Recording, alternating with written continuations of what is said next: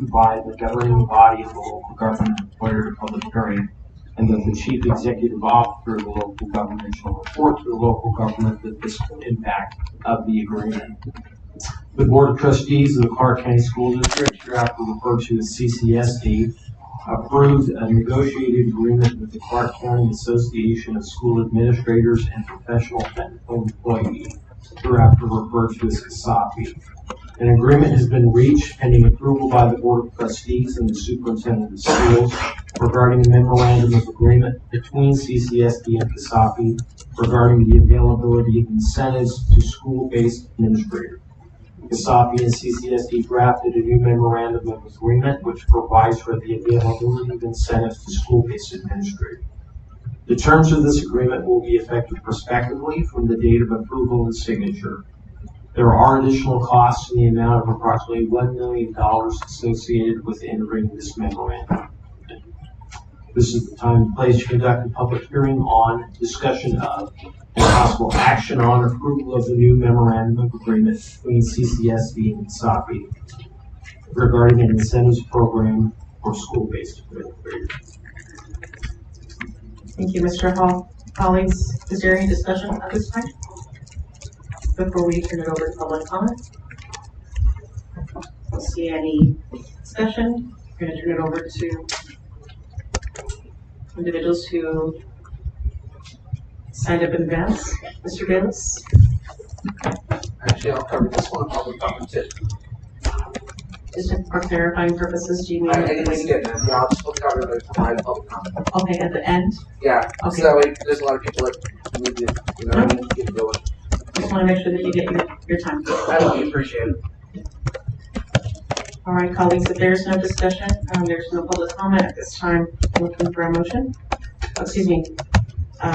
When this hearing is now done, this hearing is now closed, excuse me.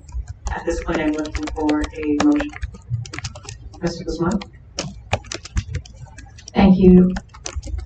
I'd like to move that we pass item 3.01, the public hearing on and possible approval of the memorandum of agreement between the Clark County School District and the Clark County Association of School Administrators and Professional Technical Employees regarding an incentive program for school-based administrators. Thank you, Trustee Guzman. Trustee Cavazos? Thank you, Madam President. I will second Trustee Guzman's motion. Excellent. Colleagues, we have a motion by Trustee Guzman, a second by Trustee Cavazos. Please cast your vote. Trustee Williams? Aye. Colleagues, that motion passes 7-0. Moving on to item 3.02.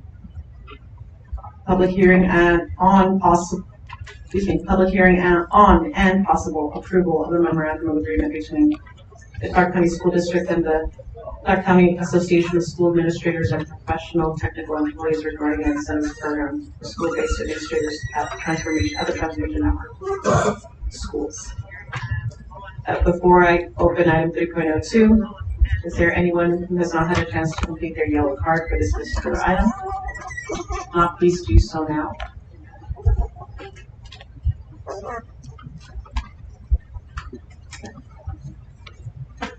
Mr. Hall? Thank you, Madam President, members of the board, Superintendent Zara.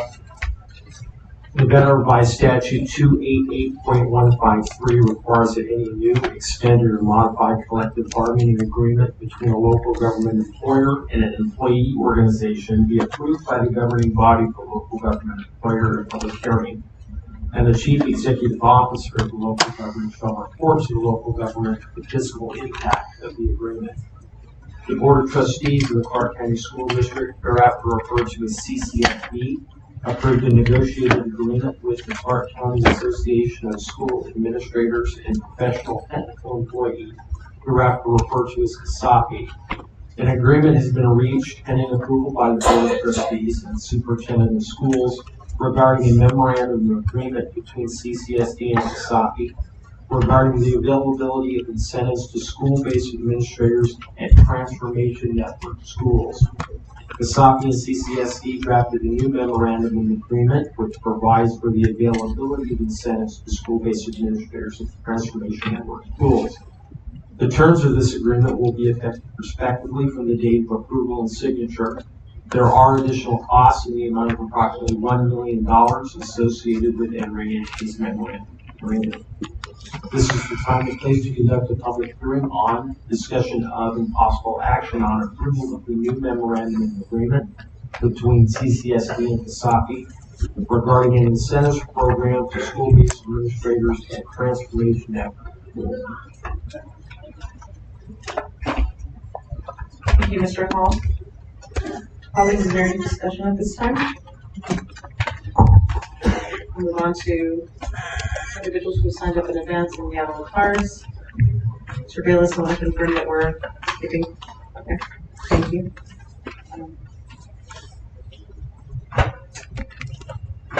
Colleagues, at this time, the public hearing is now closed. I'm seeking a motion to this item. Trustee Guzman. Thank you, Madam President. I'd like to move item 3.02 on the memorandum of agreement between the Clark County School District and the Clark County Association of School Administrators and Professional Technical Employees. Thank you, Trustee Guzman. Trustee Zamora. President, I would like to second that motion. Thank you, Trustee Zamora. Colleagues, we have a motion by Trustee Guzman and a second by Trustee Zamora. Trustees, please cast your vote. Trustee Williams. Aye. Thank you. That motion passes 7-0. Thank you, Mr. Hall. All right, colleagues, we are now moving on to item 3.03, the Teachers Health Trust update.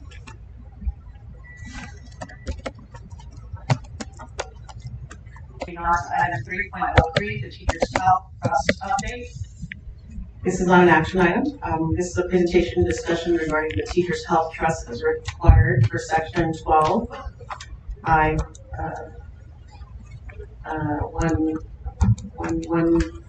16 of the Memorandum of Agreement between Clark County School District and the Clark County Association. Tom present. Welcome. Good evening.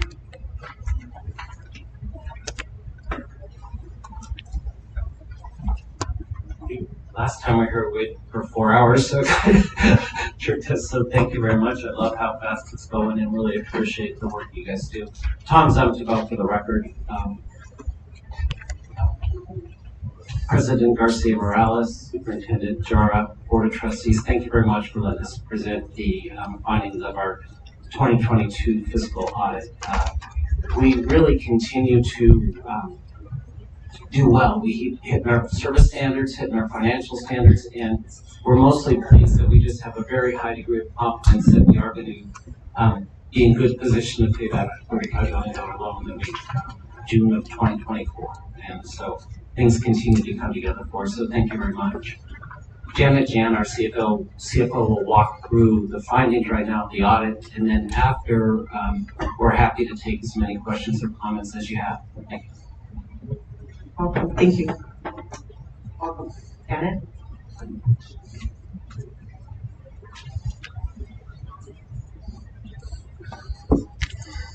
We need some help with it.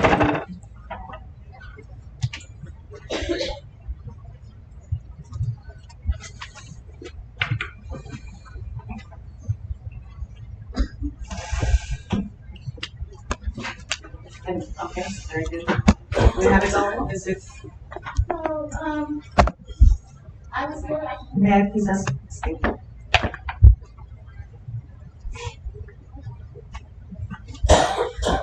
Red light needs to be out. Very good. Thank you very, very much.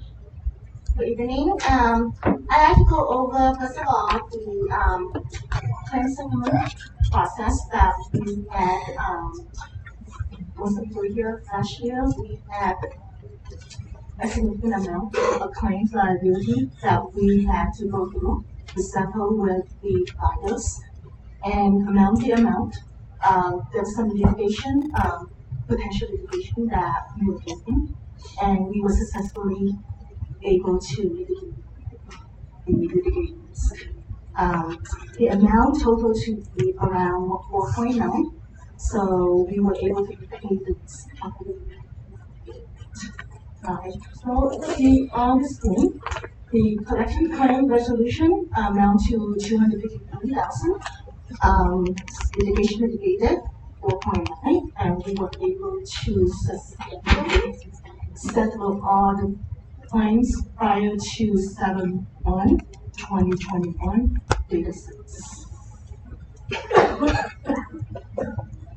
So next is the audit result. We continue with the same firm that conducted the audit for 2021.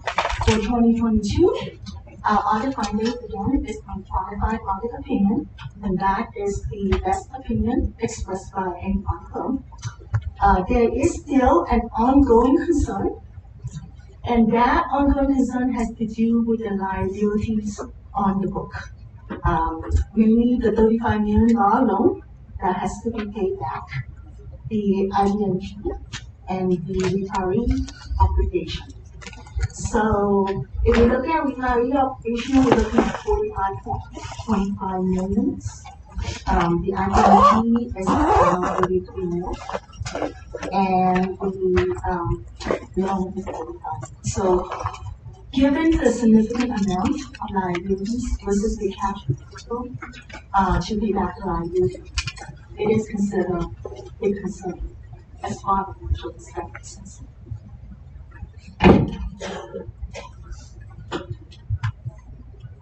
At the end of calendar year 22, this is what we have on the book. We are looking at outstanding claims prior to data service potentially, and this has to do with appeal cases that might come in as a second level. We'll be serving around 525,000 to cover the liability that we potentially exposed to. For current year IDNP, we are looking at 31.14. So the total claims liability we are looking at the end of December 22 is 31.6.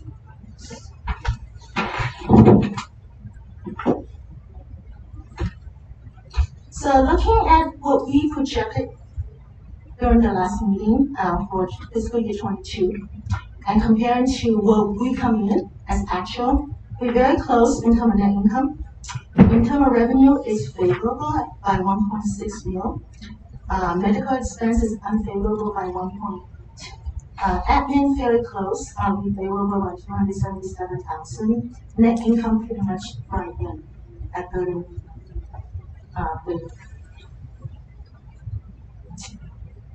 The audited financial statement for the 2 years on comparison.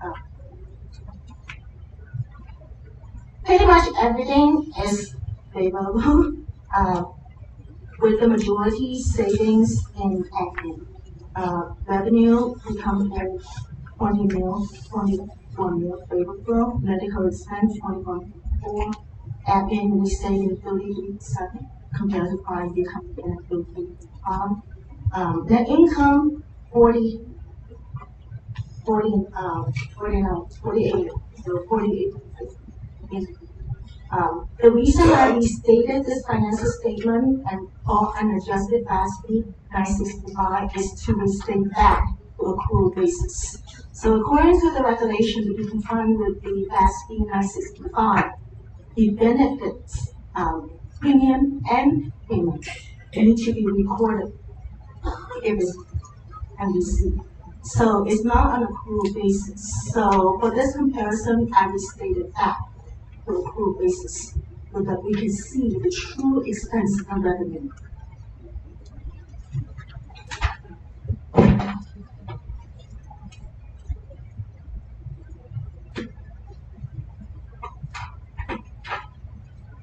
So the last portion that I want to go over today is the overall liability versus the fund available to cover the retiree fund.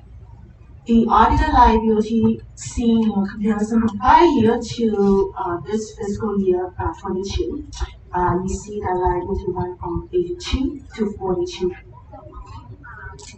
So that 42.4 is at June 22.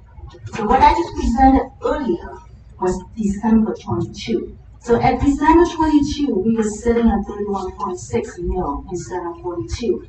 And our liability keeps dropping because our claims is now.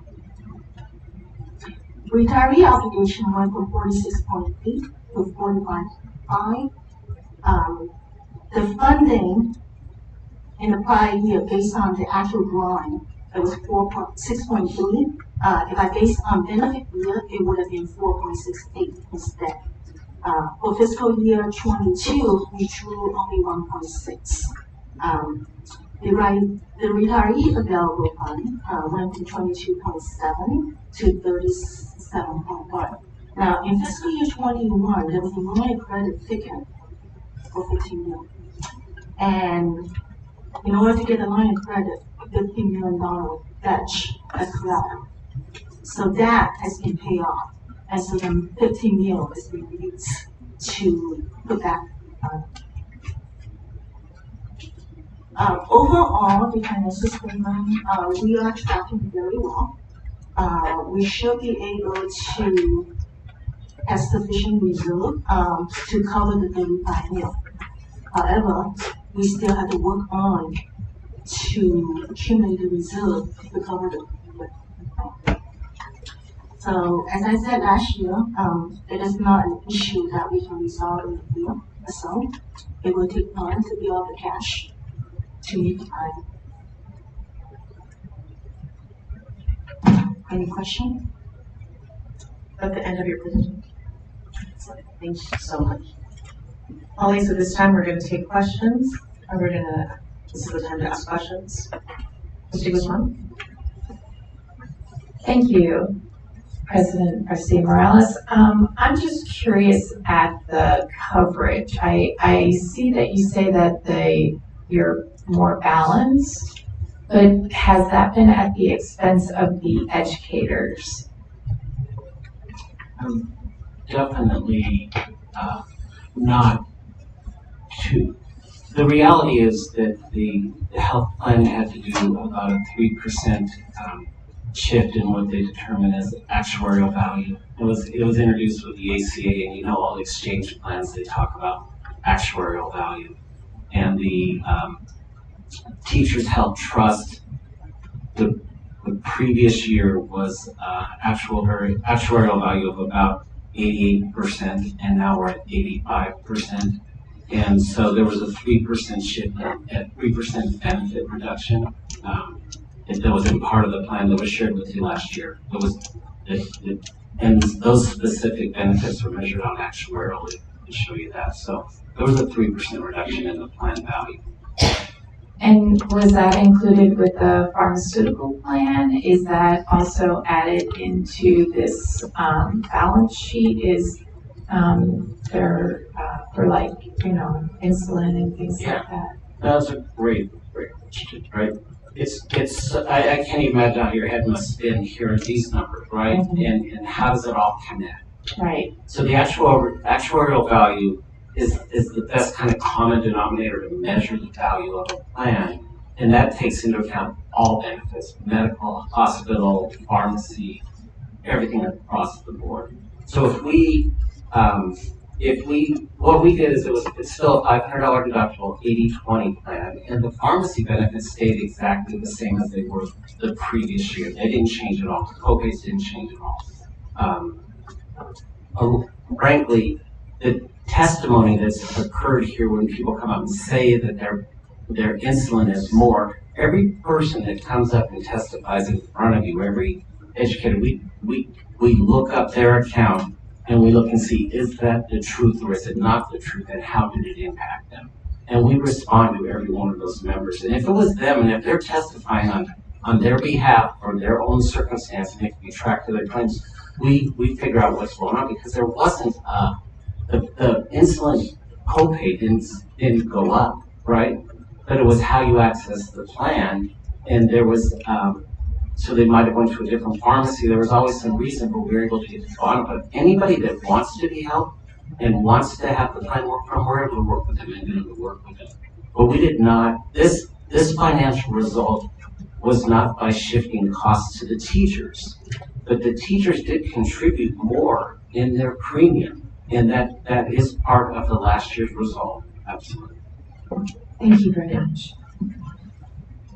Thank you, Trustee Guzman. Trustee Cavazos. Thank you, Madam President. Thank you both for your presentation tonight. I know you look like you're a little bit out of breath getting here just in time, but thank you for being here. A couple of questions here. We had, and as you kind of piggyback, sir, on some of what you just said right now, on covering how things were accessed. We had a lot of questions before last year and a couple of the updates having to do with long-term care of, like, say, at cancer treatment centers. I know that that was one of the ongoing things. Are those included in all the claims that have been resolved, or do we have any lingering claims in that type of department? Definitely resolved. Definitely resolved. I don't remember the long-term care necessarily, but we did have a real challenge with comprehensive cancer and negotiating that contract, and it was difficult, but it's been resolved. It was one of the earliest ones that was resolved. The beginning of our last, whatever, June, July, or precise. Absolutely. Thank you so much. And my second one is just kind of a constituent question. It seems to be kind of just a little bit of confusion, just to elaborate. When we use the term, the 35 million loan, and just to elaborate, for the public. Actually, we, the district, if I am remembering correctly, we had advanced basically the 35 million as our part of what our contributions would be. Is that correct? I don't know if Superintendent Potter wants to jump in here, or if you wanted to elaborate on that.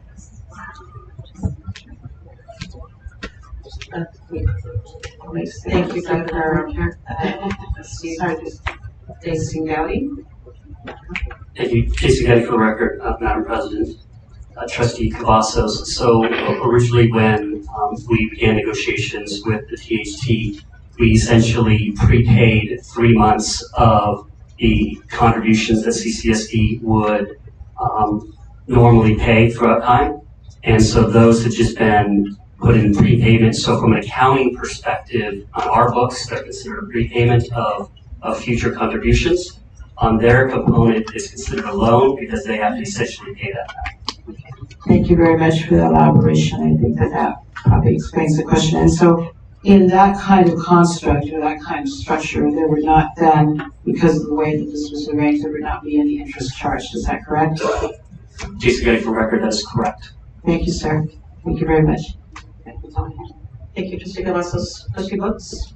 Trustee Brooks. Thank you, Madam President. How has your financial performance in the last year compared to what you did previously? I'm sorry, compared to the prior year? Your previous projection? It was right on. Let's see. So this was what we projected. That's the thing. We projected at 1.6, and we can very another. Thank you. And then I know you've had your struggles. How will THT meet challenges in the future while minimizing reductions in benefits or raising fees? A significant part of the progress that we've made, and Janet displayed it, but we've reduced the administrative expense, and it showed in that audit year is about 6 million, but it's really tracking closer to 10 million. And so when I think about it, that's money that doesn't do except, and the service has not suffered. I mean, we've gone through things where we had to identify how to introduce virtual customer service visits and different things to accommodate the service. But that's the main money that came out of the system. And when you look at a self-funded group, or you look at somebody who's managing benefits, what you want to do is not waste administrative money, because you want that money to go to benefits. And that's where we've been the most successful. When you look at our numbers, that's where the money, and that's real money, because claims money is always somewhat unpredictable. You don't know what's going on. You don't know what's going out there. You have to wait till it comes in and try to figure out how to navigate it. We do have projections and discounts and all those things.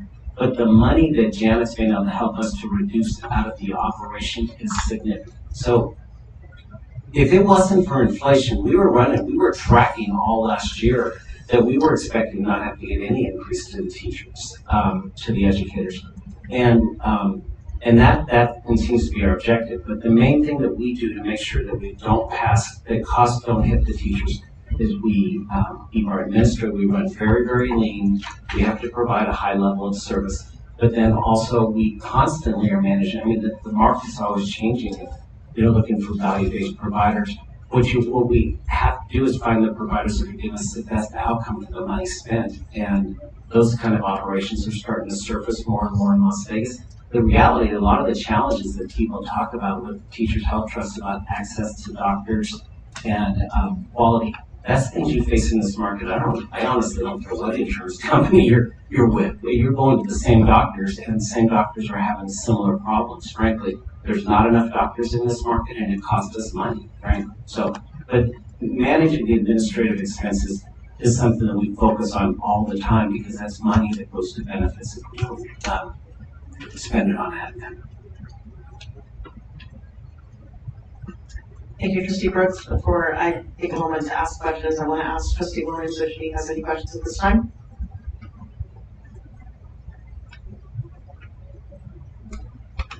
I'll just go ahead and jump right in.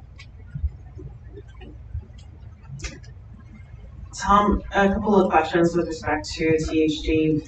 When I'm looking at large urban school districts like ours, and even the comparison of other bargaining units who also use insurance with our district, have you conducted an analysis to determine where THT lands between the cost to the individual who uses THT and their offerings? Is that analysis been conducted?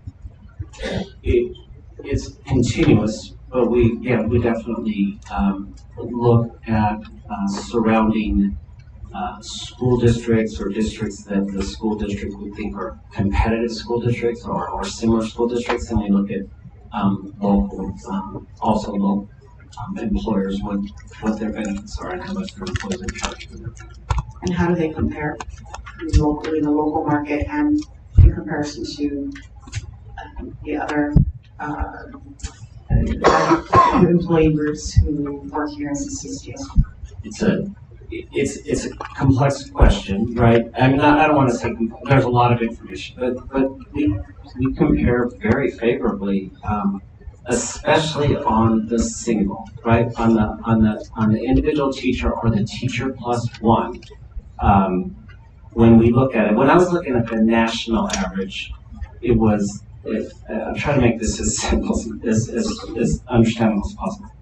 I look at it in percent of compensation that is spent towards healthcare, right? And on a national average, it runs at about 11.6%. It's been trending over time. It was 7 or 8, but it's running at about 11%. And then they break that 11% into two different categories. How much of that is premium? And how much of that actually goes to their out-of-pocket expense, their deductible? And it goes specifically to the deductible. So our aggregate of THT was 10.5%. So we're 1% less than the average. Does that mean anything? Who knows, right? Because it's the whole nation. You have to figure out how to put it into context. So then what I do is I look at our individual teachers were down to less than 3%. Their total, because they have very low contributions. It's very, very favorable for teachers. And a $500 deductible is a very favorable plan. So they're about 1% of their comp and about 1% of their benefits. When I look at compared to the fully insured plans that the district has with the support staff and all other plans, we're 2% better on each of those. So and all this is based on a teacher having a $65,000 annual salary. I think that's the number that you guys used, right? I saw it in a recent report, $65,000 annual for everybody, not one teacher, but average annual, correct, right? And so we were 2% better than any of the fully insured options that they had. And we actually had less in contributions. So they were all running 10, 12, 14, or they were running 12, 14, and we were running so good. Look at San Diego. San Diego pays for, they pay for dependents, right? And so their contributions are a lot lower for families. LA picks up a big portion of the contributions for dependents too, which is, those feels like those are markets that we come from. But on the individual basis, we're super strong. We're very competitive. And then the $500 deductible is very good. I think one question that I have, and you may not be prepared for this necessarily, but I'm curious how much of our workforce is individuals who benefit from that particular plan who are individual or 1+, right? We have a diverse workforce, and not everyone who works for CCSD or is an elected professional is an individual who is benefit for the individual insured or individual +1. So right, it's almost 25% of ours are the others than that, right? So we're 50-60% of the individual +1 and the individual the individual or individual +1 is about 60%. Now we have family +2, that's 10 or 15%. Now we have the rest of our families +4. Is that the comparison? Is that something that we requested of you? Requested me to do it, not to provide it. I'm happy to provide it. Yeah. Yes, thank you. Yeah. And you said that's complete. Yes. Okay, thank you. Another question that I have came from a recent public comment a couple meetings ago was with respect to the dental insurance. There were concerns that members had. Some individuals who came to public comment shared concerns about dental insurance. Can you share a little bit? Have you unraveled that? Again, on the note of benefits, there continues to be concerns from some members of the public regarding the way that some benefits are offered. Yeah, thank you. So the last year before our most recent open enrollment in October, where this circumstances is resulting from that open enrollment, we offered the HMO and the PPO demo to any educator, and they could pick whichever one they wanted. And there was no price differential. The PPO cost us $9 more for an individual, cost us $15 more for two, and it cost us $30 or $27 more for a family. So what we did is we said, if somebody wants to take the PPO, if you're an individual, you could pay $9, or you can take the HMO down the road. So we just told them this is the exact cost differential, because we didn't think it was fair that we thought that was a fair way to say it. Here's how much it costs. You could take, and the HMO is a very favorable plan too, and we're trying to push people to the HMO as it has unlimited benefits, and it has 50% of the doctors and the dentists that are in the PPO. So there was a lot of positive reasons. So we communicated at the time of open enrollment that if you don't make a selection, you're going to be put into the HMO because it doesn't cost you anything. We couldn't force them into the PPO because it would have cost them money.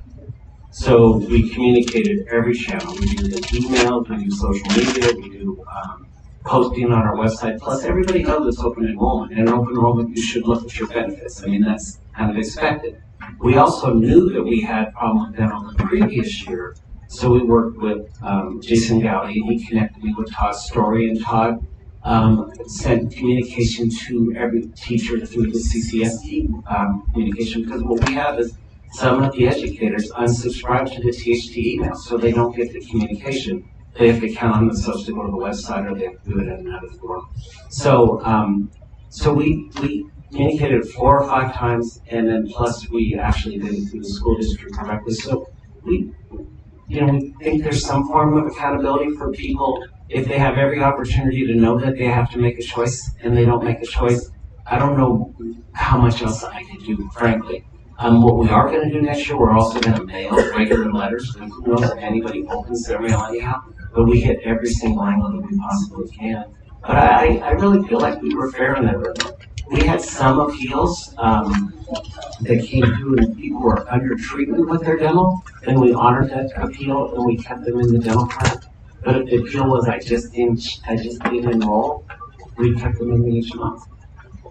I recognize, I thank you for the insights, and just recognize that earlier you talked about the percentages of individuals versus families, for example, and that's reflective of the individuals who are currently enrolled versus our workforce numbers. That was enrollment, yes. The numbers I was referencing are people in the plan. Enrollment. That's And correct. I think our board, our colleagues, we have a responsibility to analyze and assess whether actually, even if it's majority of the individuals who, we just have, it's important for us to have these discussions in terms of are these insurance meeting the needs of our workforce, because we hear it. That's not to say that there needs to be discrimination, but it's important while these individuals are signed up. Here we are talking about enrollment. I'm talking about workforce, right, and our employees. So my last question is with respect to can you confirm that all senior staff at THT and CCEA are insured by THT as well? Confirm that they are, yes. Everybody that's eligible is, and everybody has a choice to take coverage or not, but yeah. That's, just simply because we are offering a quality product. From what I hear you saying, we want to make sure that the individuals at the top level in leadership are also taking advantage of that and not taking another benefit. That's Absolutely. It's a good plan. It truly is a good health plan in this community compared to others. It's a good. Oh, thank you. Colleagues, are there any other questions at this time? Thank you, Tom. Thank you very much. Thank you for your time. All right, colleagues. We're going to move on to item 3.04, notice of intent. Park County School District Regulation 4291. Before I continue on this item, I'd like to know, please, if anyone has not had a chance to complete their yellow card for public comment, this is the time to do so. The yellow card is here. You turn it up front to, you can bring it up front if you'd like to consider have an opportunity to speak during public comment on this item. All right, there's any cards. We're going to move forward with this. Dr. Toltz, please take it away. Yes. Good evening, and thank you, President Garcia Morales. Thank you, Dr. Dara, Superintendent, and thank you, Board of Trustees. Yes, I'm here this evening to talk about a few notice of intent for some regulations. I'm going to start with 4291. This notice of intent is dealing with at-will employees. As many of you know, since I've been here in June, I've looked at compensation in multiple ways, especially with regard to our licensed employees. That's where I started, looking at employees based on their user experience, based on their levels of education, in order to bring proper data forward to a multitude of audiences. I'm in the works of speaking with a third party so that we are looking at the compensation of our administrators and also our support staff, so that we're looking to see if we can do a study on our job descriptions and get them in line with the work that they do. And this piece is just another component of a 360 view of how CCSD compensates our employees. Overall. So this is looking at will employees, those that are new to the district, those that are promoted within the district to an at-will, and those that are currently at an at-will position. One of the most important things to consider is that we are one of the fifth largest district in the nation. We have to make sure that we are competitive locally, regionally, nationally. With our at-will employees, we are currently tied to a salary schedule that is not reflective, or it doesn't give us as a district the fluidity that we need to ensure that we are competitive in order to draw the highest talent. Because we're not just looking out our windows to find we're looking across the nation to find all of our talent. And that's why I've been committed as your CHRO to look at compensation, fair compensation for all of our employees to feel like they are being paid a living wage and that they are highly valued for the experience that they have. As you will notice in this intent, it still looks at employees' longevity, their job requirements of the position, and it's reflective of their experience that they bring to the job. Thank you, Dr. Cole. Colleagues, I don't have any public comment for this particular item. Is there any questions? If so, this is the time. Otherwise, I take a motion. Trustee Cavazos. Thank you, Madam President, and thank you, Dr. Thompson. When we did do our briefing, I think you might know what I'm going to ask. When we are doing this comparative analysis and looking at, trying to recruit and also retain, best of the best in comparable entities, can you give some examples besides other urban school districts of the types of entities where we'd be looking at the salaries? I'll be one moment. I see. Okay, President Garcia. Forgive me, Dr. Toltz. I see Dr. Dara has jumped in. Sorry, I couldn't give him a chance to. Madam President, members of the board, Trustee Cavazos, great question. One of the things that we look at is Dr. Toltz mentioned, not only nationally but also locally, our municipalities. We're not just competing, especially, and I'll say this, when we look at national data for teaching and learning, it's a lot easier with school districts. A little bit of a challenge when you look at the operations locally here in our county. We're competing with government, municipalities, the strip business, especially for our outside. So, for example, our CIO, it took us, and you all know this, because it took us 9 months to find a CIO. And that is the comparison. Thank you. Thank you, Superintendent Hutton. And also, Dr. Thompson, I don't know if the Superintendent wants to jump in on this one too. And again, this is a public constituent question. Can you give some examples? I know that we are very familiar with what at-will employees are. And can you give some examples of the types of positions that are at-will?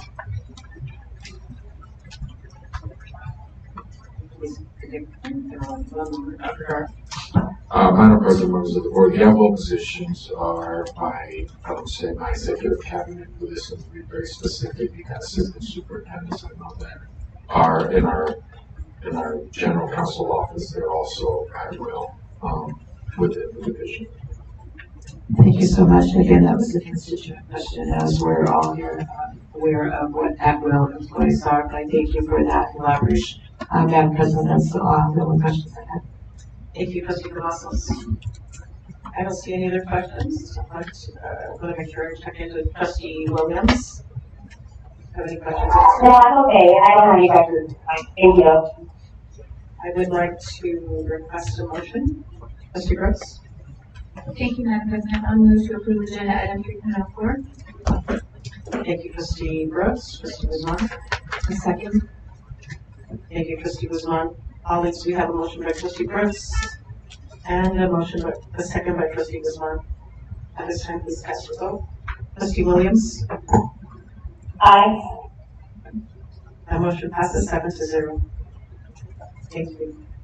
Moving on to item 3.05. This is notice of intent for the Tarrant County School District Regulation 4325. Before we continue on to item 3.05, is there anyone who has not had a chance to complete a yellow card? This is your chance. Do so now. Otherwise, we no longer will take cards.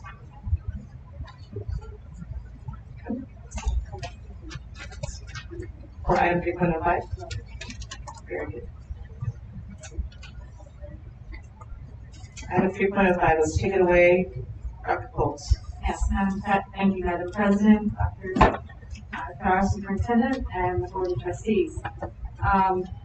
This regulation is just about cleaning up the language, making it more grammatically correct, but also in our efforts in the Human Resources Department, become more efficient. We have turned a paper process into an automated process through our human capital management system. And when you are now going on a military leave, you will fill that out automatically through our automation and not through the paper process.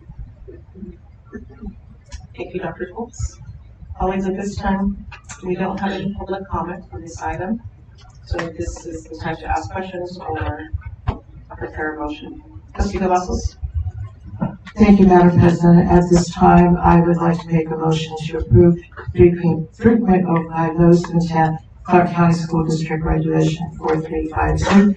And thank you, Dr. Tulsa, for making the motion. I make a motion about the backwards. Thank you. Thank you, Trustee Cavazos. Trustee Brooks? Second. Thank you, Trustee Brooks. Colleagues, we have a motion by Trustee Cavazos, second by Trustee Brooks. Please cast your vote. Trustee Williams? Aye. That motion passes 7-0. Moving on to item 3.06, notice of intent, the Clark County School District Regulation 4357. Before I continue on this item, anyone has not had a chance to complete a yellow card, a public speaker card for item 3.06, now is the time to do so. Dr. Schultz? Yes, Madam President, Superintendent Dr. Zara, Board of Trustees. Again, this is another attempt at creating more effective processes through human resources and taking another paper process for any type of political leave. It would now be automated through our human capital management system. Thank you, Dr. Schultz. I don't see any yellow cards or individuals who signed up in advance for this item. Trustee, this is the time to ask questions or make a motion. Trustee Brooks? Thank you, Madam President. I move to approve agenda item 3.06. Thank you, Trustee Brooks. Trustee Cavazos? Thank you, Madam President. I will second Trustee Brooks' motion. Thank you, colleagues. Trustees, we have a motion by Trustee Brooks, a second by Trustee Cavazos. Please cast your vote. Trustee Williams? Aye. Colleagues, that motion passes 7-0. Thank you, Dr. Schultz. Thank you. All right, colleagues, at this time, we're moving on to item 4.01. This is the public comment on items not listed on our agenda. And I will have another reminder about our yellow cards. If you're not has to complete this, this is the time to complete it before we open it and continue. If you have yellow cards at this time, please bring them up to Lisa.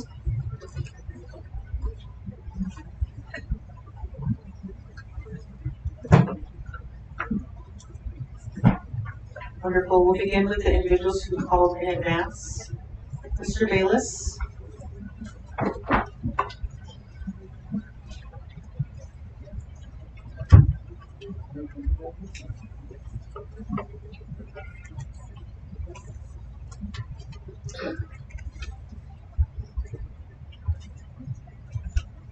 Hello, James Bayless for the record.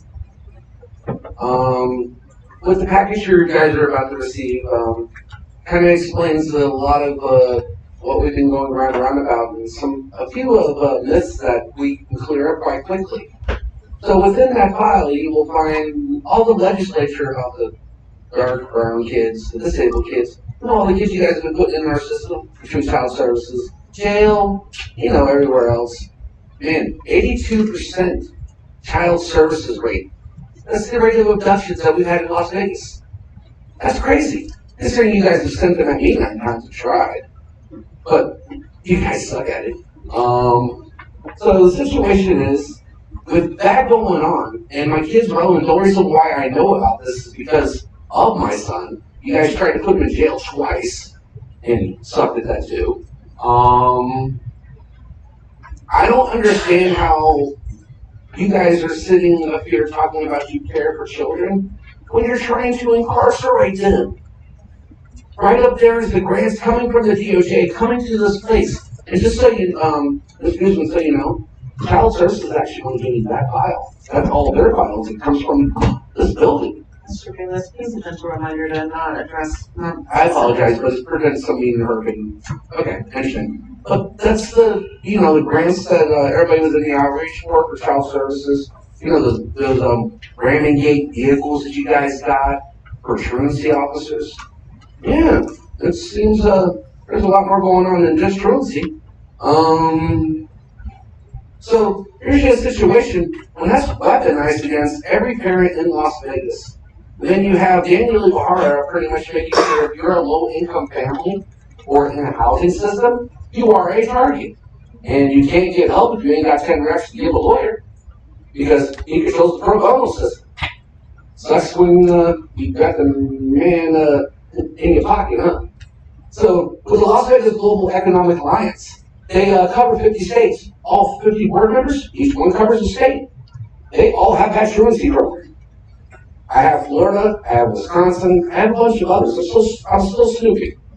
So, you guys might want to address this because pretty soon it's going to bite you in the butt and nobody's going to like it. And it kind of goes to my topic there. Because again, this is pertinent to my kid. You guys tried to put my kid in the system. That was a stupid mistake. September 29th, when Daniel Harvard tried to extort me, that's what pissed us off. This is what started our war. Your man wanted to extort me. Bad decision. I don't take kindly to threats. Like you guys don't. You guys send the cops. Unfortunately, I don't have that power. I don't have the money. Every day. Thank you, Mr. Bayless. I'm going to call up a couple of members who have signed up in advance for item 4.01. We'll start with Delray Rose, Quentin Savior, Walter Jones III.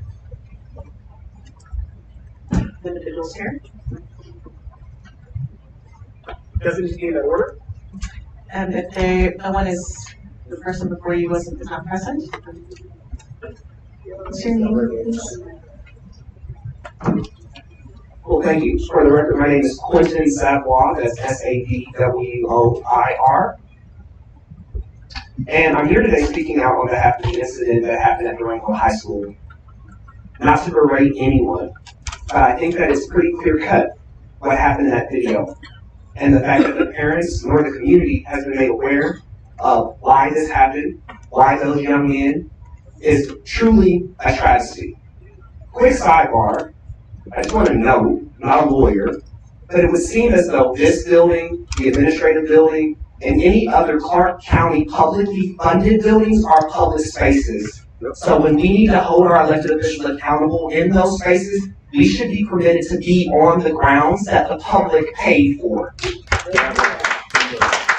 have to risk the lives of 150 people being next to a bus lane in order to demand some accountability about what happened to three young black students at Durango High School.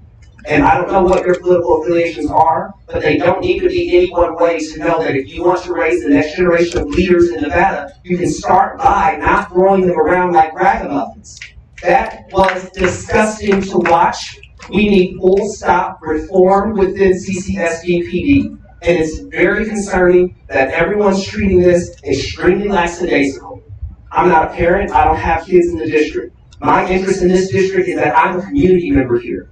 And if you are a community member here, you should have some skin in the game. And you should want our young people to be treated better. We deserve better, and our community will have better. So, in conclusion, I fully support coming to the table to discuss what reform looks like as a police department. Because in this climate where black and brown men in particular are being killed and murdered unarmed, you would think that the CCSD police would have a little bit more emotional awareness to not do the things that we've seen transpire all across the country, most recently in Memphis. So if that's not training that currently exists, it needs to.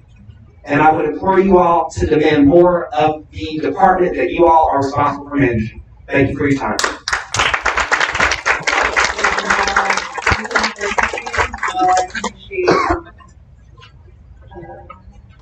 The support, please hold your applause. Walter Jones, the third.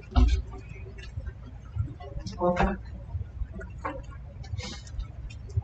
Good afternoon. I'm Walter Jones, the third Vice President of National Action Network. One of the topics I wanted to talk on, it doesn't do any good to talk on yet, is to get report. But one of the things I've always said to you guys do not care. You show no compassion to when it comes to our kids. Just like now, we wasted 40 minutes. Nobody here wants to listen to numbers. They want to talk about what's going on with the school system, with the kids. Everybody's just sitting here, right with their fingers, because you guys need to put that on another agenda. Do that on your guys' time. We're here to talk about the kids, what's going on with the district, what's going on with payment, what's going on with students, and we sit up here and talk about numbers that nobody can even see and know what's going on. What was the purpose of running if you're not protecting the kids? You got teachers that's being threatened by students. You got kids that's being thrown around by the police that you guys call should have been security guards, but you turned around and went to the legislature to have them put in as police officers. When you guys need to be concentrating on education, it starts at home, starts with kids in early age, goes to junior high, goes to high school, not jail. So we need to come up with a solution to help these kids. We sit up here and talk about we're the fifth largest district. Oh, we ranked 49th. If this was a corporation, it'd be shut down. And you guys still don't care. I sit up here and watch teachers talk about they didn't get paid. I sit up here and watch one teacher talk about a student threatening her at school. And you guys just sat there like you didn't care. Do you even go visit your schools? Do you even know what's going on with your schools? Do you support your staff? If this stuff was real, then you guys would know. You guys are spending more time opening up charter schools when you should be worried about the public schools. Everybody doesn't have money to go to private schools. I went to school here, I was born and raised. We had 12 high schools. We only had one private school that was dormant. Now we got all these other schools, you take away money from the public schools and give them to the charter schools. Now what does that leave the public schools? Think about it. A superintendent can get a job anywhere else. You guys got to think about getting reelected. Thank you. Please hold your applause. Thank you. Robert Bush. Anna Perry. Diana Perry and Sean Navarro. In that order, please. Good evening. My name is Robert Bush, BUSH, with the National Action Network.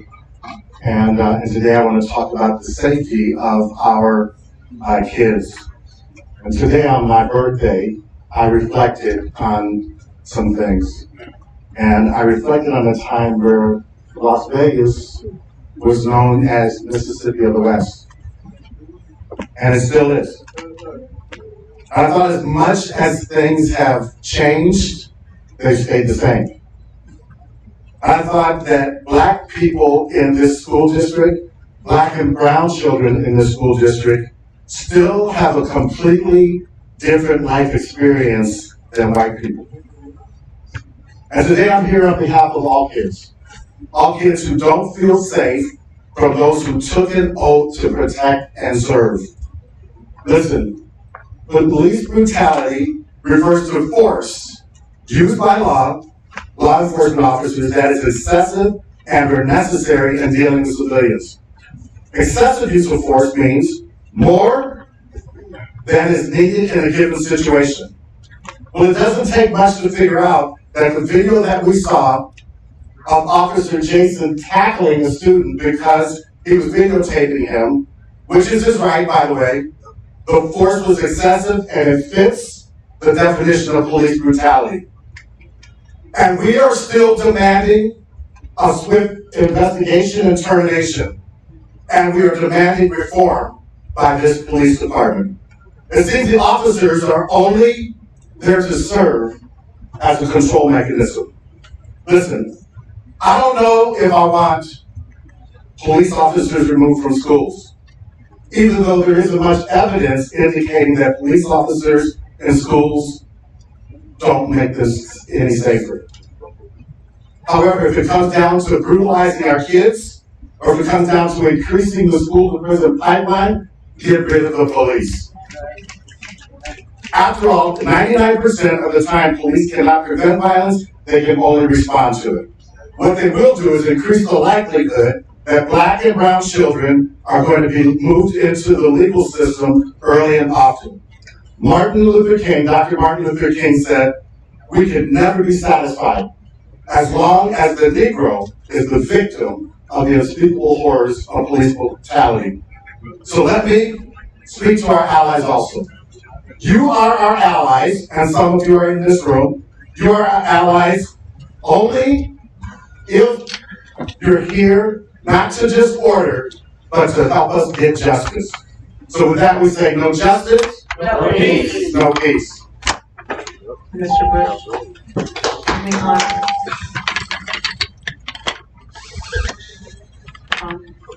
come on, please.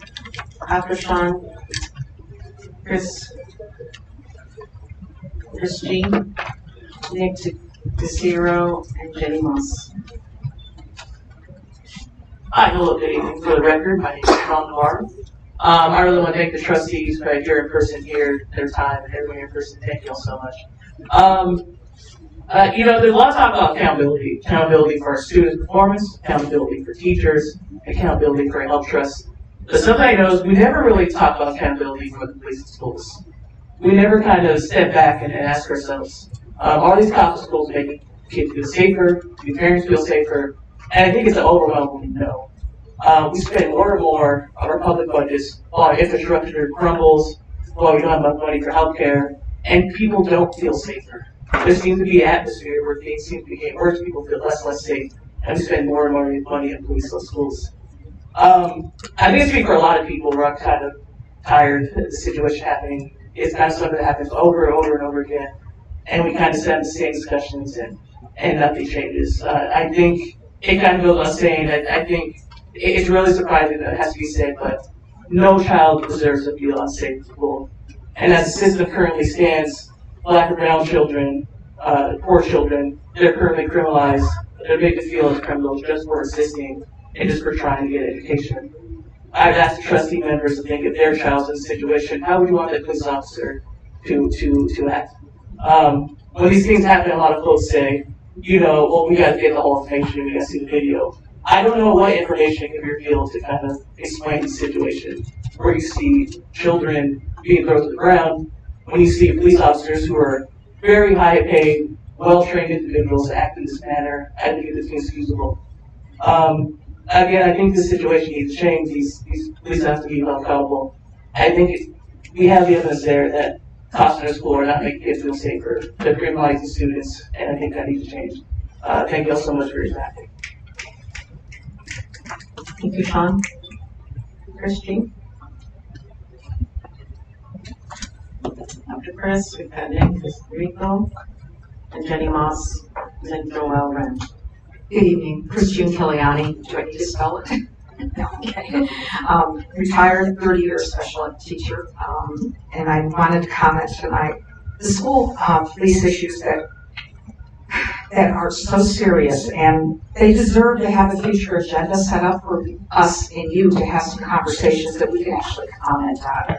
So I think on behalf of the individuals that are here tonight, we would like you, when the report comes out, to have an actual agendized item so we can actually speak to it and have conversations with regards to it. The community was shocked and stunned by the violent actions inflicted on a young student. The officer's behavior on video certainly escalated the situation, and regardless of whatever reason he and others have for getting into an altercation, none of it warranted him throwing the student to the ground or putting his knee on the student's back. Sadly, the superintendent did not suspend him without pay while the situation was being investigated. And Dr. Hara didn't ask for an outside police organization to conduct the investigation. While the sheriff may have offered to assist, only one Metro officer was sent to CCSD to actually assist with the investigation. And I'm appreciative of the sheriff's offer, but it's still an internal investigation and not an independent one.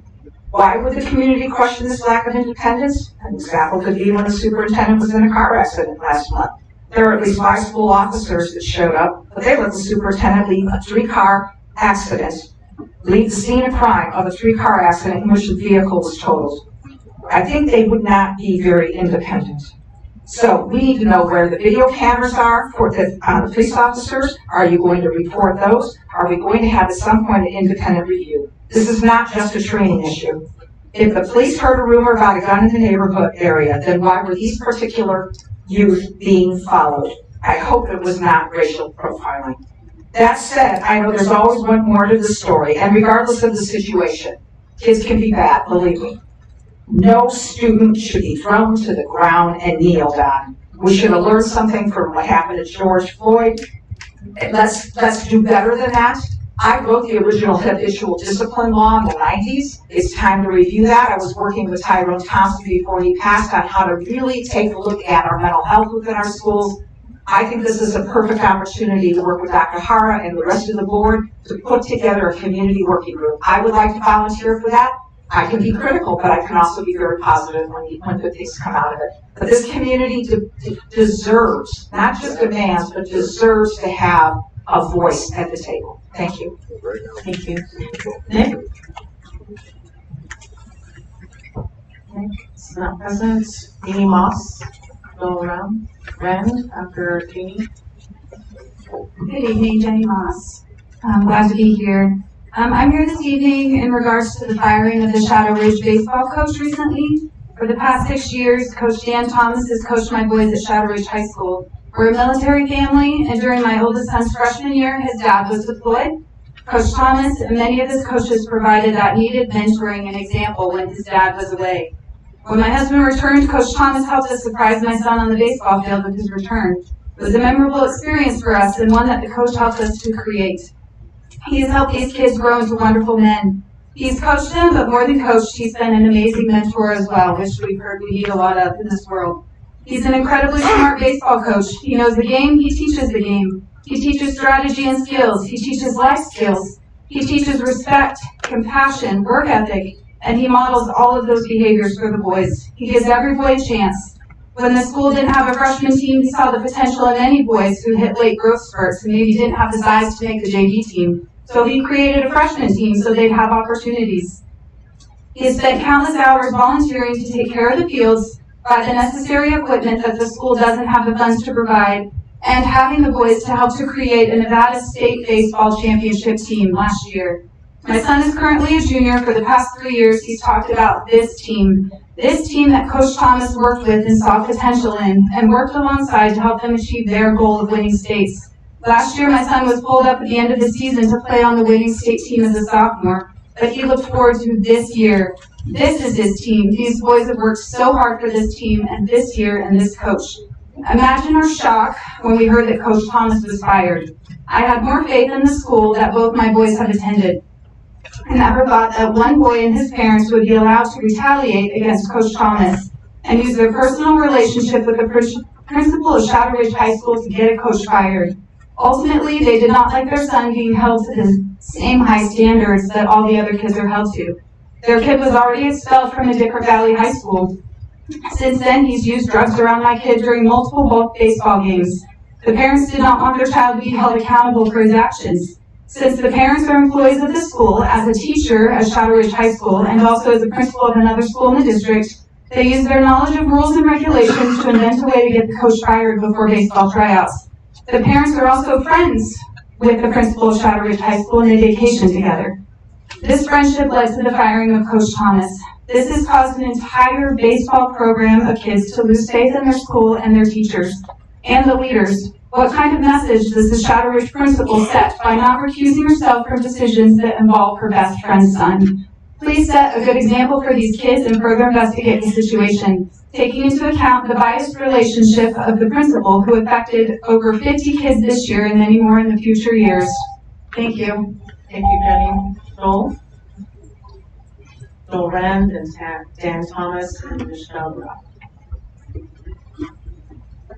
Hi, my name is Joel Rand. I'm also here on behalf of Coach Dan Thomas for Shadow Ridge Baseball. Unlike the previous speaker, my son is just a freshman at Shadow Ridge High School. He's only been a part of the baseball program for the past 6 or 7 months. During the past summer, he played for their club ball affiliated team, the Las Vegas Stallions. At practices and games, I heard many stories pertaining to the coaches of Shadow Ridge. They were all thought of in high regard, and even more specifically, Coach Thomas. He has shown a high baseball IQ, kindness, tough love, generosity, patience, commitment, and most importantly, leadership. All of these great qualities in a coach. Over the summer, I was able to witness a lot of these qualities, as well as my son relaying to me his interactions with the coaches. My wife and I were happy that our son had a coach who desires to not just make a better ball player, but also a better man. Coach Thomas has donated not just his personal time, but thousands of dollars yearly out of his own pocket for the necessary equipment. That being said, my son and I both felt compelled to come here this evening to share our stories. My son did not make JV this year, but yet we are still here. The next day, after he found out that he didn't make it, he got a text from Coach Thomas. It said to keep his head up and not quit playing baseball. Keep working hard and his day will come. I truly appreciated him taking out time of his day to build up my child. There are many, many stories to back up the character of Coach Thomas, but at the end of the day, all he wants is what's best for the kids. So please allow Coach Thomas the opportunity to share his side of the story. So thank you for your time. Thank you, Joel. Dan Thomas, Michelle Graff.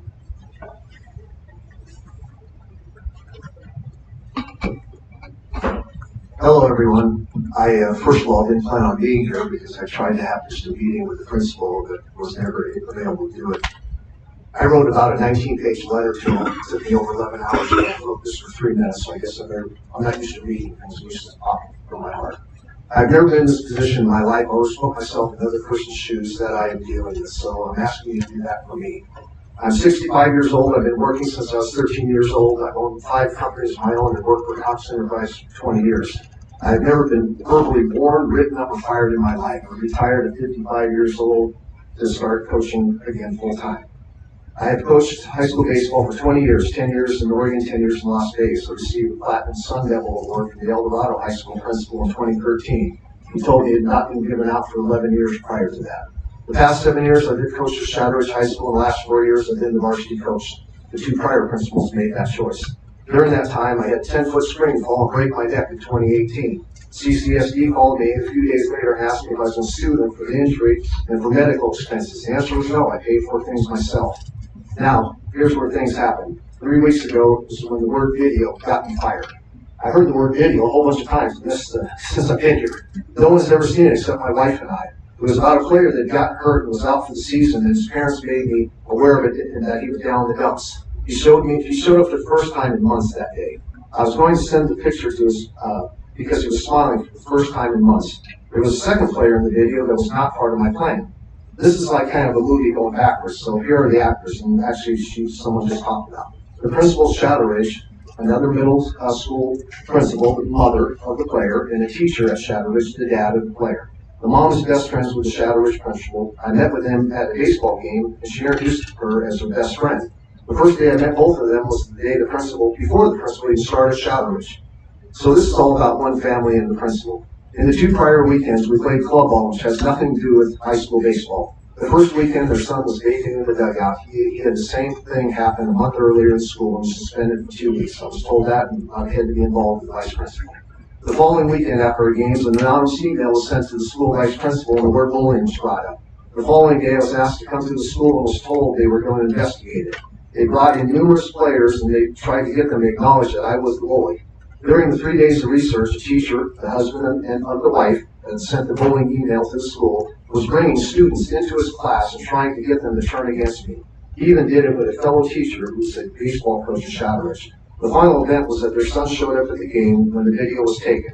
I did not know this, but the school district had told the player and the parents he was not to attend any baseball event until the bullying research was finalized, and we had a meeting the following Tuesday at the school. So how could I get fired for taking a video with no one that no one has seen, and one player got me fired, was not supposed to be there, according to Shadow Ridge principals? I was cleared 100%. I was cleared 100% by the vice principal. Thank you. Michelle Graff. Okay.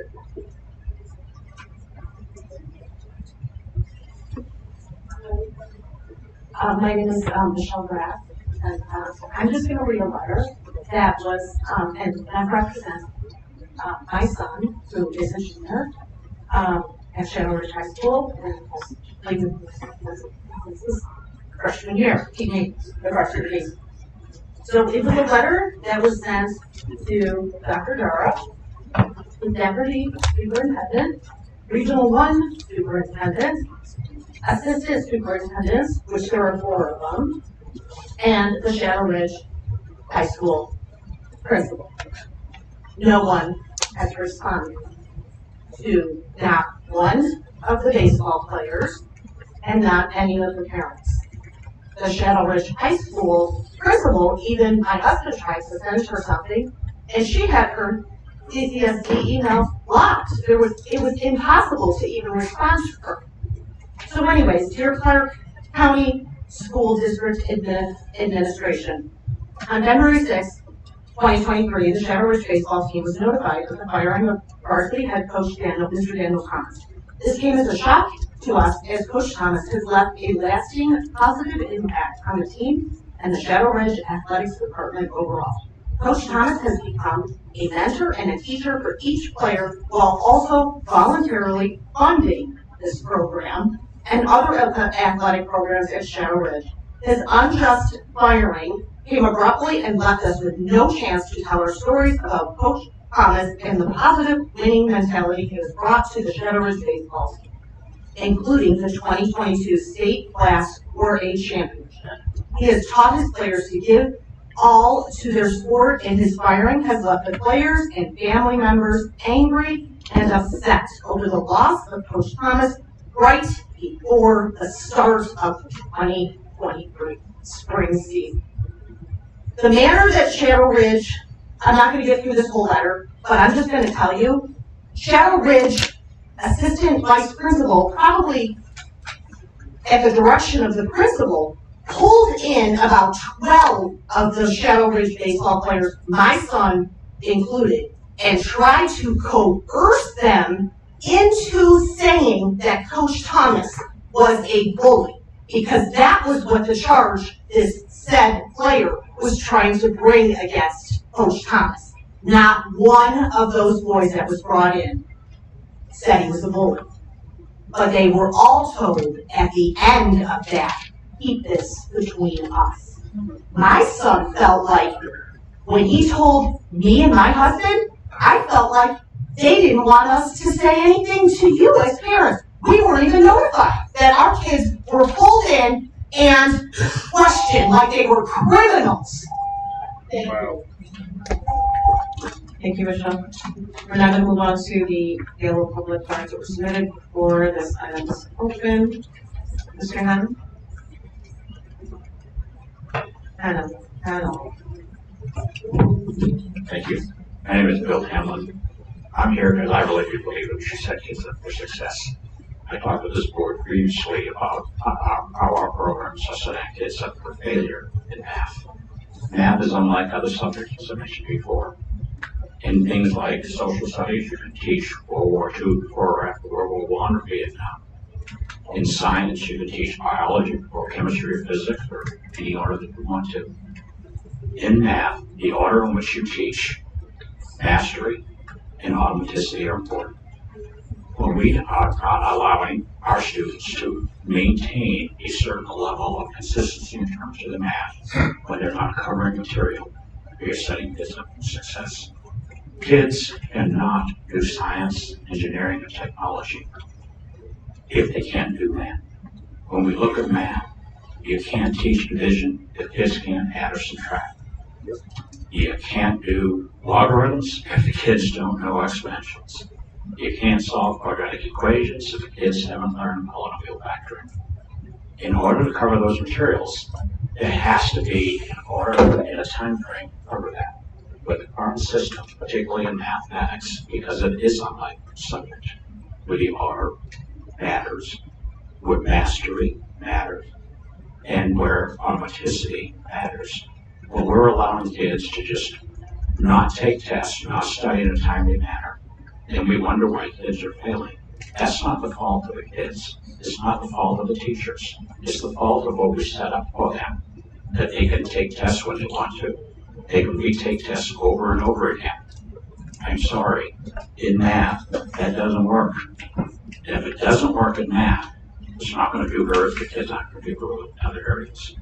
So I'm asking you, as I've asked before, to look at what you're doing for our kids and knowing how important math is, not just to our students, but to our nation, in terms of having people go into the science areas. We cannot have math be treated like other subjects when it is clearly not. That's what we're currently doing. So I'm asking you again to please listen to that and look at what we're doing, and then not wonder why, when kids go grade level to grade level, that they're not prepared.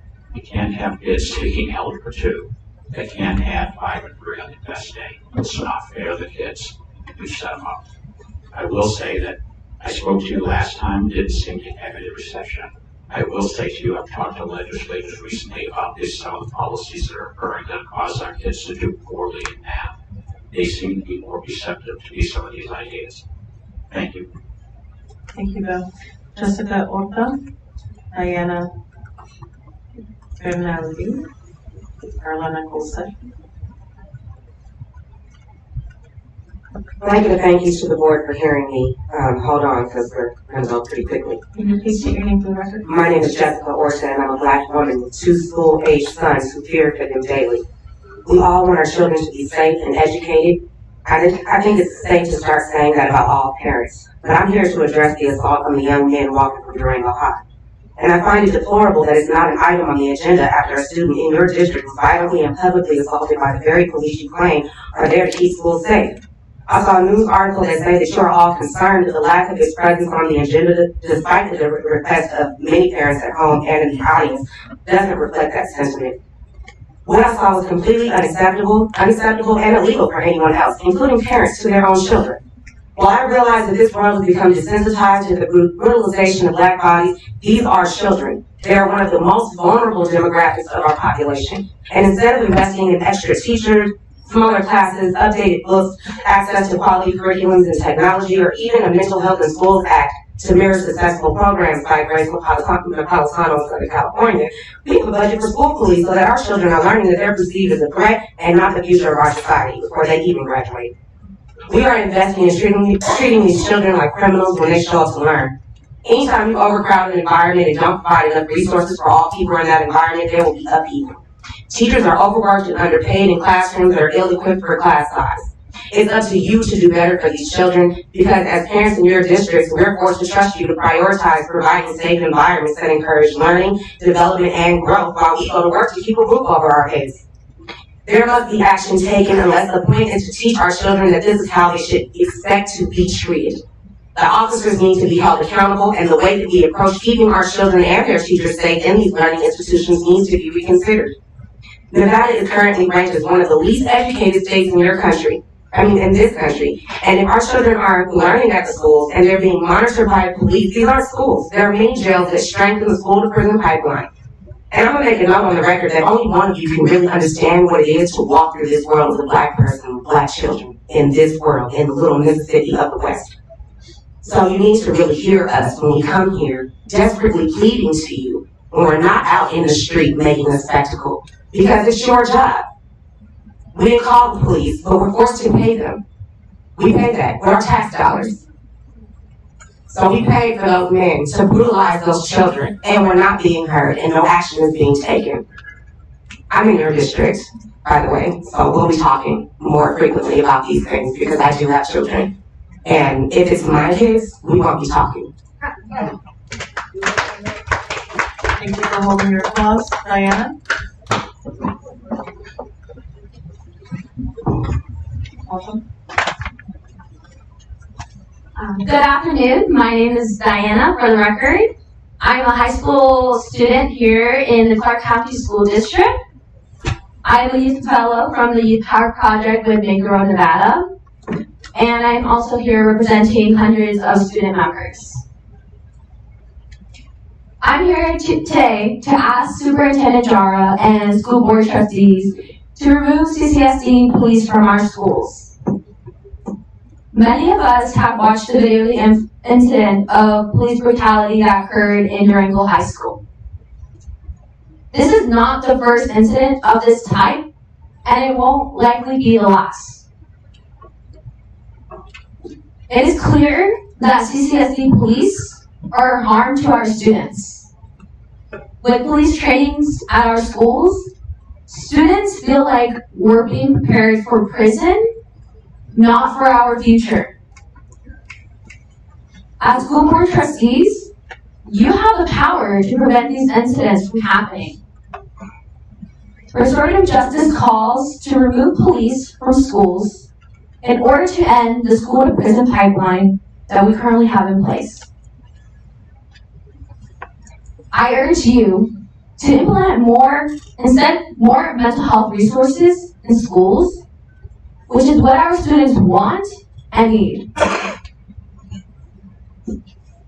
Instead of police, our students need more mental health professionals like psychologists, social workers, and counselors to help meet the need of the students.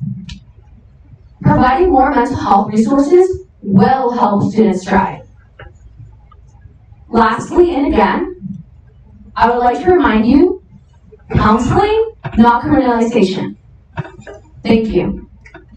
Thank you, Diana. Thank you, gentlemen. Carlana, DHL, and Ashanti Marshall.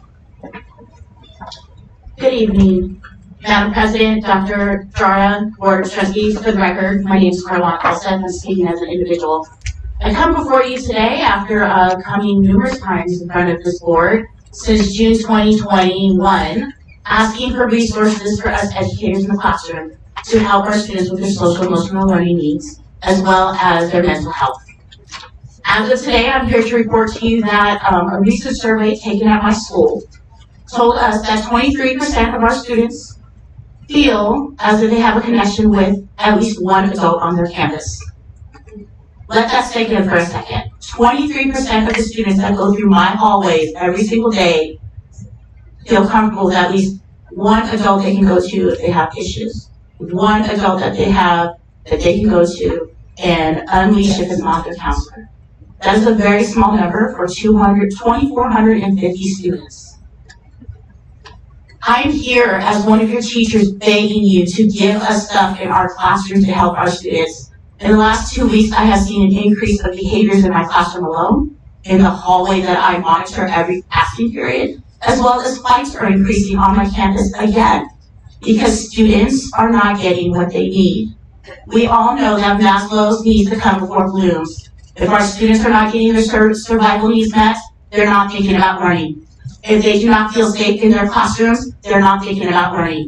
If they do not feel accepted by their peers and their teacher in each classroom that they go to, and now every single day, they are not thinking about learning. My students are not showing up to learn. They're showing up because I'm the only adult that is there to listen, to show interest, to show care. That is not what school is for, and yet that is what I'm resulted in as an educator in your district.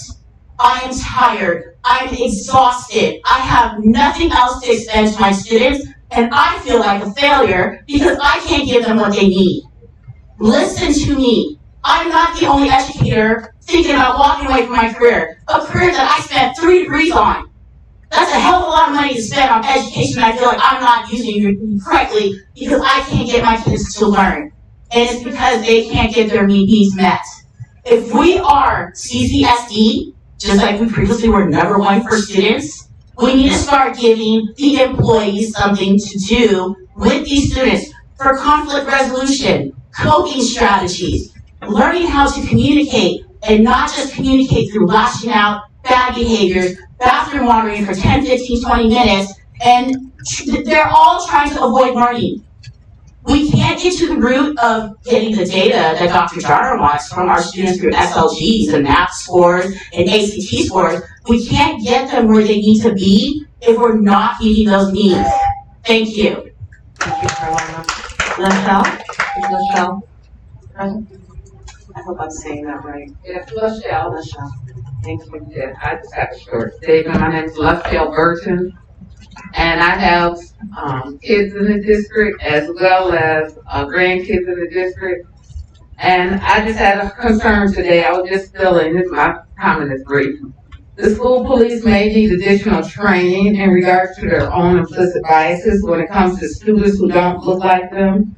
So more force or excessive force isn't used. That's all I have to say. Thank you. Thank you for coming down. Appreciate it. Deshaunty Marshall and Dr. Deshaunty, we've got Jolene Fletcher. Superintendent Jara, members of the board, it is good to see you again. As you know, I sent an email with demands, and I am here to state them publicly. We demand a swift investigation, we demand termination, and we demand reform. Our pipeline to prison is full, and as trustees, you are responsible for its overflow. There's no more room. This is not a training issue. This is an issue of people who are responsible for connecting with their community, not being present to listen. There is no reason why we should have had to galvanize a protest so that you will listen to us. You taper our statements and our words, the way that we send in our letters, the way we correspond with you. You make yourselves unavailable for the statements of the people. How many of you reached out to the parents of those children to see if they got mental health support? How many of you reached out to the parents of those children to ensure that they knew how to file a proper complaint? See, I'm not here to complain about Dr. Jara. I'm here to complain about the people who hold him responsible. You were voted into your seats. And even after March 19, 2019, when I stood here before, you're still failing. You are failing your families. You failed to create a safe space for them to come and express what they feel, what they encounter, and what they go through. Make the Road Nevada has been here for years telling you all. They are tired of being maced, and they are tired of being slammed to the ground. They are tired of 5 and 6 officers. It's on public record. So for you to avoid it is unacceptable. I say again, our pipeline to prison is full. It is no longer accepting new inmates. And we will stand in solidarity. 4 years later, we are wiser, we are more organized, and we are larger. Today is just a snippet of the thorn that I will be in your side if you still refuse to agendize and take action. I'm not coming to yell, I'm coming with solutions, and I'm coming to talk. And either you're going to listen or you will be forced to. It's not an option. Our children will not be the casualty anymore. And this time, you can't blame the superintendent. See, I read those bargaining agreements to those police unions. I know exactly what they say. And I ain't excusing him, but his message of intolerance was slick. I've yet to hear from any of you, except for Zamora and Cavazos. Thank you, Deshaunty. Jolene Fletcher.